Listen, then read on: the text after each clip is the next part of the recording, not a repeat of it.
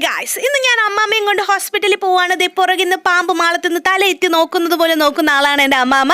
അപ്പോൾ അമ്മാമ്മയ്ക്ക് കണ്ണിന് ചെറിയ പ്രശ്നമുണ്ട്. അങ്ങനെ ഞാൻ ജനറൽ ഹോസ്പിറ്റലിലാണ് വന്നപ്പോൾ നല്ല അടിപൊളി ഒരു രക്ഷയില്ലാത്ത തിരക്കായിരുന്നു. ക്യൂ നിന്ന് പണ്ടാരടങ്ങി കാലും കൈയും ഒക്കെ വേദനിച്ചിട്ട് ഒരു രക്ഷയില്ലായിരുന്നു. പിന്നെ ഞാൻ ക്യൂ നിന്ന് OP ടിക്കറ്റൊക്കെ എടുത്തതിന് ശേഷം റിസൾട്ടൊക്കെ വാങ്ങി. റിസൾട്ട് വാങ്ങാനാണ്ടി കാഷ്വാലിറ്റിയുടെ മുകളിൽ 2ാമത്തെ നിലയിലായിരുന്നേ. അപ്പോൾ അവിടെയൊക്കെ പോയി നമ്മുടെ ചുമർ ചിത്രങ്ങളൊക്കെ നല്ല രസമാണ് കാണാൻ.